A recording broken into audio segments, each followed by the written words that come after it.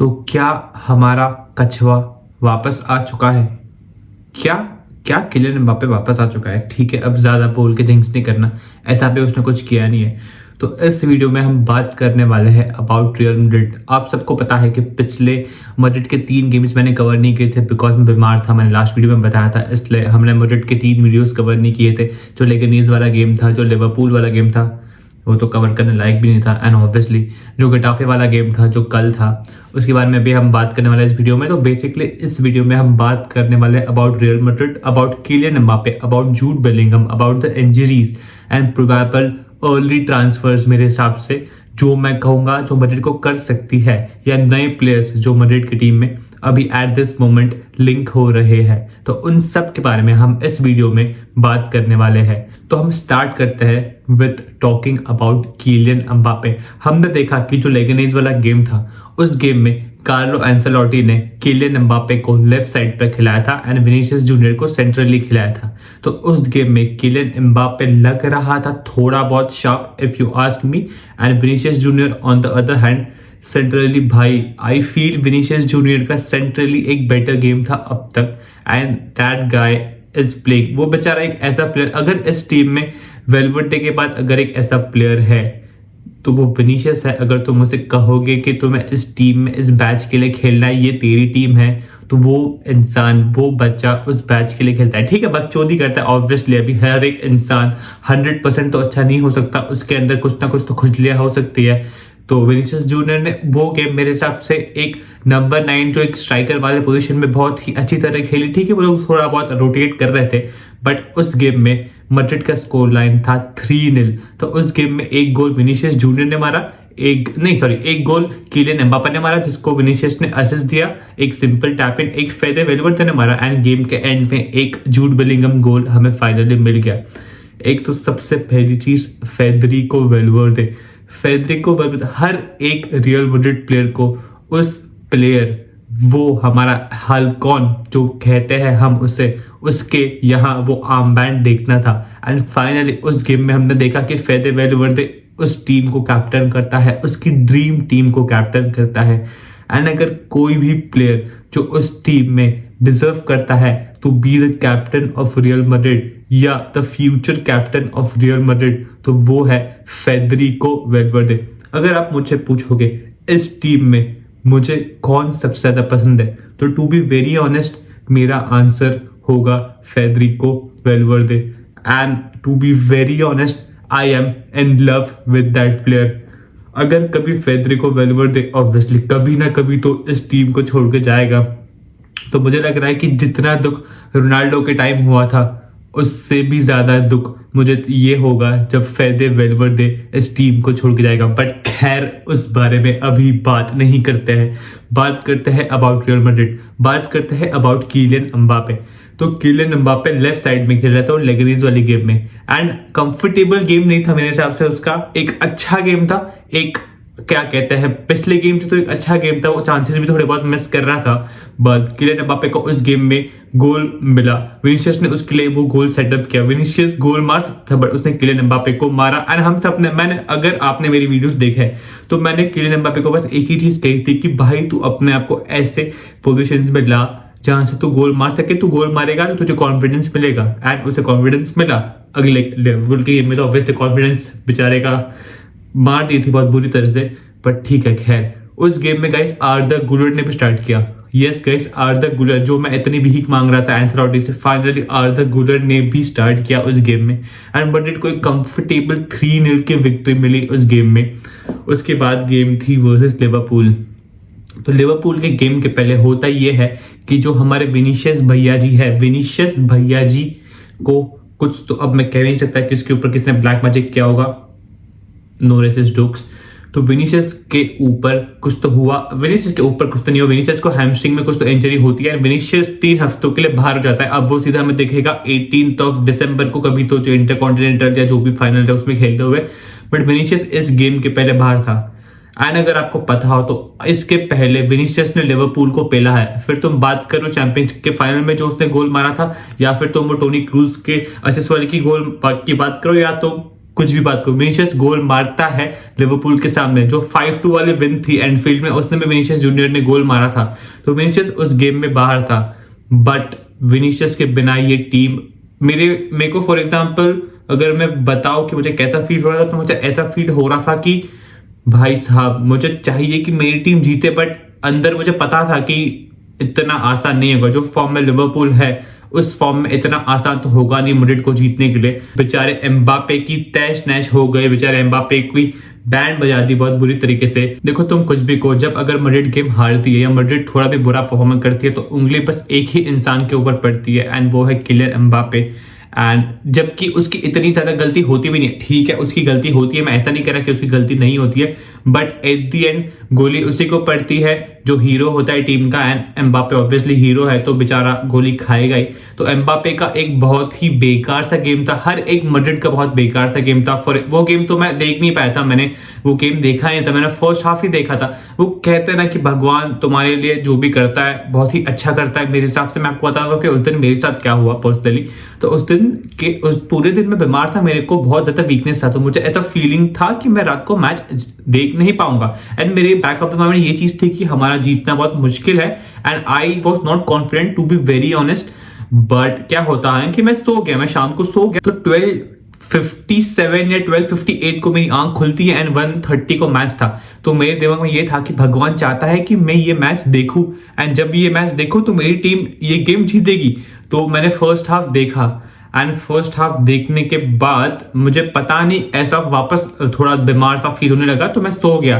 And उसके बाद एक बहुत ही बेकार सा परफॉर्मेंस जो मैं ऑब्वियसली देखा नहीं मैंने, तो इनडायरेक्टली भगवान ने मेरे साथ अच्छा ही किया जो भी किया, बट कोई नहीं। नेक्स्ट दिन उठ के मैंने वापस पूरा गेम देखा, वो ज्यादा बीटी हुआ मुझे, बट मैड्रिड वो गेम 2-0 हारी। लिवरपूल एक बहुत ही बेहतरीन फॉर्म में आई थी, and Madrid at this moment champions League में 24th पोजीशन पे है गाइस, 24th पोजीशन पे। इस पोजीशन पे हमारे पॉइंट्स होते हैं बेसिकली इतने, बट हम 24th पोजीशन पे। अब पता भी नहीं कि टॉप 8 तो अब I feel next to impossible है। अगर नेक्स्ट 3 गेम भी जीती है मैड्रिड तो टॉप 8 भी आई गेस अभी वो 6 पॉइंट पे है, तो नेक्स्ट 3 गेम भी जीती तो 15 पॉइंट में टॉप 8 पर। नेक्स्ट 3 गेम्स भी मुश्किल है। एक है अटलांटा जो अवे वाला गेम है, जो नेक्स्ट गेम होगा हमारा आई फील कभी उसका डेट मुझे एग्जैक्टली याद नहीं, 8 तक कभी तो वो गेम होने वाला, but that game is gonna be tough. उसके बाद हमारा नेक्स्ट गेम है साल्जबर्ग के साथ, जो आई गेस जैन के 20 के बाद कभी तो है, एंड लास्ट गेम होने वाला है हमारा ब्रेस्ट के साथ। ऑब्वियसली मैड्रिड ब्रेस्ट को प्रेस करेगी, खैर जाने तो। बट हमारे नेक्स्ट 3 गेम्स चैंपियंस लीग में ये होने वाला है। To be very honest Champions League में आई डोंट नो, बस क्वालिफाई कर जाए, वो नॉकआउट वाले 2 एक्स्ट्रा गेम्स खेलने पड़ेंगे, वो ऑब्वियसली होने वाला है। बट टॉप 8 तो I don't think Madrid finish करेगी, बट यू नेवर नो, देखते हैं क्या होता है भाई। टॉप 8 तो मुझे नहीं लग रहा। एंथोनी चाचा एक बहुत ही अच्छी बात कहता है, एंथोनी चाचा ये चीज कहता है कि हम मैड्रिड को देखेंगे in the final, and Madrid will play in the final in Munich.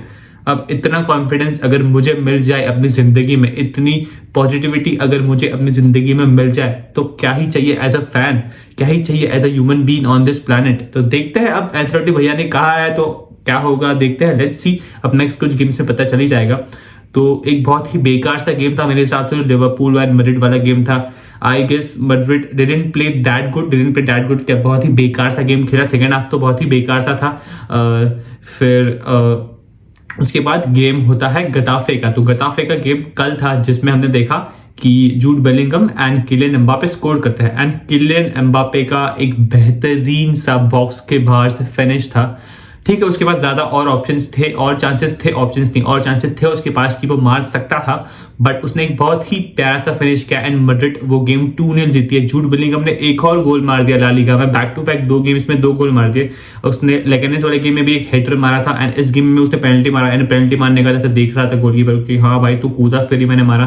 तो ठीक है, एक बहुत ही बेहतरीन सा गेम था मैड्रिड का, एक 2-0 की विन थी। एम्बापे का एक बहुत ही अच्छा गेम था। लोग कह रहे हैं Mbappe is back, Mbappe is back, but मुझे ज्यादा जिंक्स नहीं करना एम्बापे के बारे में बोल के, मुझे ज्यादा क्या कहते हैं जिंक्स करके उसको वापस हगवाना नहीं है। मैं चाहता हूं कि एम्बापे अपने पीक पे वापस आए, and let us see what happens. But let's talk about one player. ठीक है, एक प्लेयर की बात करते हैं, एंड उस प्लेयर का नाम है राउल एसेंसियो। हम सबको पता है कि मैड्रिड एक सेंटर बैक के क्राइसिस में थी एंड उसमें हमने राउल एसेंसियो, जो हमारा सेकंड चॉइस था, जो फर्स्ट चॉइस था वो जेकॉब रोमन करके एक प्लेयर था, वो हमारा फर्स्ट चॉइस था, एंड सेकंड चॉइस था हमारा राउल एसेंसियो जो 21 ईयर ओल्ड डिफेंडर था।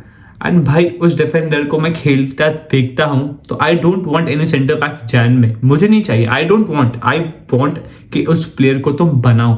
उस प्लेयर के पास एक बहुत ठीक है, थोड़ी बहुत चीजें हैं उसके अंदर जो वो अच्छी कर सकता है, but at this moment I feel Rudiger के साथ उसकी एक बहुत ही अच्छी पार्टनरशिप है। जब अलावा आएगा तो ही has to wait and I want Raul Asensio to be that guy for Madrid. I want him कि उसको डेवलप करे एंड वो बैक लाइन में भाई अच्छा गुस्से वाला है भाई, ऐसे सेर्जियो रामोस वाइब देता है। हमने देखा था कि डार्विन नूनेज था ना, उसका कुछ तो बसड़ हुई थी, ऐसे शर्ट वर्ट पकड़ रहा है भाई, ऐसे मुक्के मुक्के दे रहा है एंड ऐसे अच्छा एक गोल लाइन क्लियरेंस किया लिवरपूल के सामने।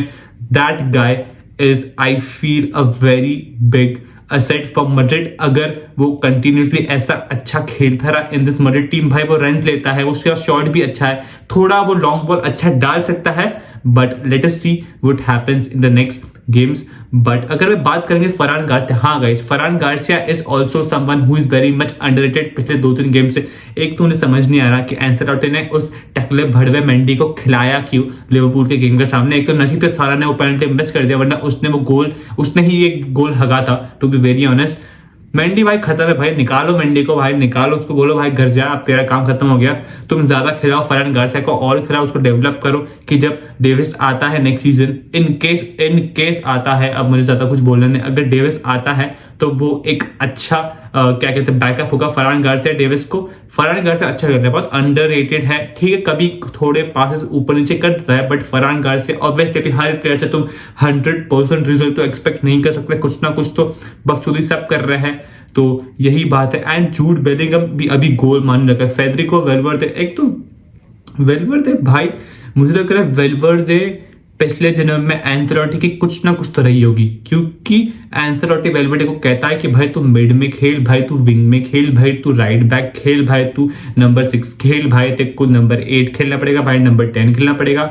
वेलवर्डे हर जगह खेलने तैयार है भाई। वेलवर्डे को कह सकता है कि Fede Valverde is Real Madrid is blessed to have Fede Valverde wearing that number 8 jersey and playing for this Real Madrid team, and in future we can see that captain's armband which will be very safe when Fede Valverde wears it, and we want Fede Valverde to be the next captain of Real Madrid। अब हम बात करते हैं कि ऐसे कौन से transverse जो मैड्रिड जैन में कर सकते हैं, और ये बात तो 100% श्योर हो चुकी है कि Madrid will go for right back in the Jain transfer window. अब बात ये भी हो रही है कि डियागो डालोट भी मैड्रिड से लिंक हो चुका है। अब बात ये है कि अगर ट्रेंट नहीं आता है तो डियागो डालोट पे मैड्रिड जा सकती है, अराउंड 50 मिलियन का प्राइस टैग पड़ सकता है मैड्रिड को।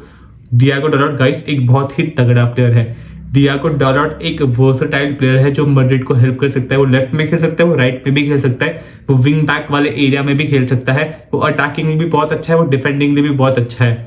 तो Diogo Dalot can be a very good shot for Real Madrid. Trent तो ऑब्वियसली ट्रेंट है, हम सबको पता है, उसका हमने परफॉर्मेंस ऑब्वियसली देखा सिटी के गेम के सामने, जो एक ही पास था जिससे उसने पूरे सिटी को ही खोल दिया। तो लेटेस्ट सी मेरे को ऑब्वियसली मैड्रिड के बारे में ये एक वीडियो बनाना था, क्योंकि पिछले 7 दिन से मैंने कोई वीडियो नहीं बनाया था। I wanted to talk about Real Madrid. तो लेटेस्ट सी कि मैड्रिड अब नेक्स्ट गेम्स मैड्रिड के एथलेटिक क्लब के साथ है, जो है वेडनेसडे को होने वाला है, वेडनेसडे रात को क्या कहते हैं 1:30 को होने वाला है। उसी टाइम पे चेल्सी एंड मैनचेस्टर यूनाइटेड का मैच भी है। उसके बाद मैड्रिड का मैच क्या कहते हैं एटलांटा के साथ होगा। तो ये एक बहुत ही बिजी वीक है। उसके बाद ऑब्वियसली लोग क्रिसमस की छुट्टियों में जाएंगे। तो लेटेस्ट सी कि मैड्रिड नेक्स्ट गेम में यूज के पता चल जाएगा कि मैड्रिड का बेसिक पोजीशन क्या है।